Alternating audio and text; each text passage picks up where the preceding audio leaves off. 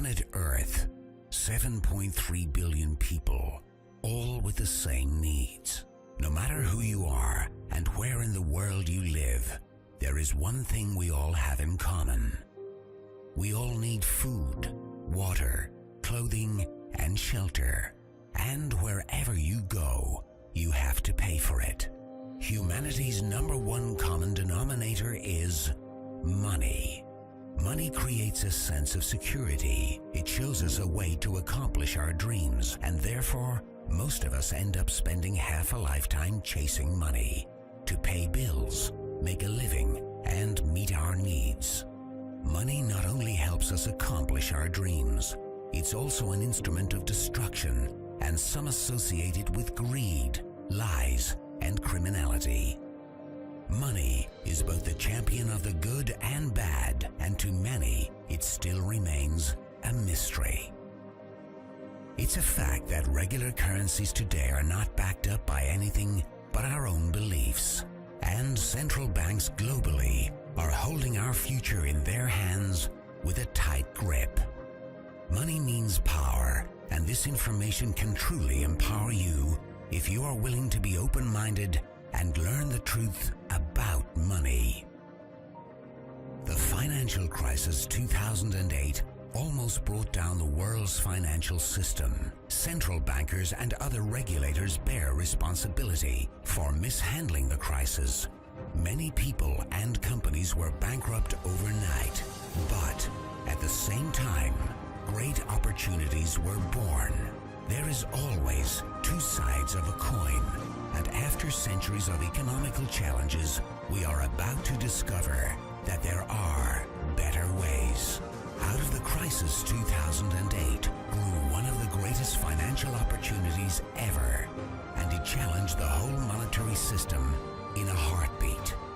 It was created and born out of years of frustration and distrust to the banking and monetary system. Cryptocurrency was a fact.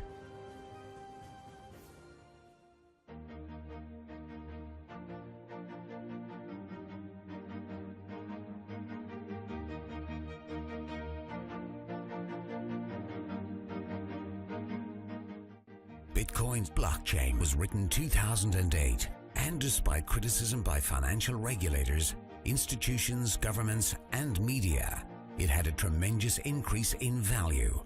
Only between 2009 and 2013, the value of a single coin went from $0.1 to over $1,100. People who had invested in Bitcoin became multimillionaires over a very short period of time, and it's probably one of the most discussed economical successes ever in financial history. One of them was a young Norwegian man who invested $26 only to forget all about it. A couple of years later, his modest investment of $26 had turned into over $850,000. It was an expensive lesson for anyone who was introduced to Bitcoin at an early stage, but who turned it down. What if new technology allows everyone in the world to be their own bank, free from taxes and banking fees? Cryptocurrency is built on math, technological computer software with a shared code that connects a global network through the internet. But how do we know it can be trusted? Traditionally, we are programmed to rely on trusted third parties like banks, credit card companies, and remittance services as they keep track of the money being transferred from one to another. And we are being charged tremendously for it. We are in the habit of paying big money for something that could be free of charge. Most trust banks so dearly that they think they are solid, honest, and reliable. But what if there are ways that can cut out these middlemen, charging us huge amounts that are cheaper, safer, and faster? While many people associate it with anonymous black market trading, it is actually far from transparent than you may realize. Just think about it. Today you can easily copy and download music and movies online. And cryptocurrency is digital, just like music and movies on internet. So listen closely, as this is key to understanding cryptocurrency. Can you trust that your digital money will not be downloaded as easily as your favorite songs? How can a digital currency retain its value and not be copied online? The interesting thing is that cryptocurrency is not a file on the computer. It is rather an entry in the public distributed database called the blockchain. Let's compare it to today's banks. They keep ledgers of each transaction with a plus and a minus in databases. With cryptocurrency, bank accounts are replaced by an e-wallet where you alone can control it.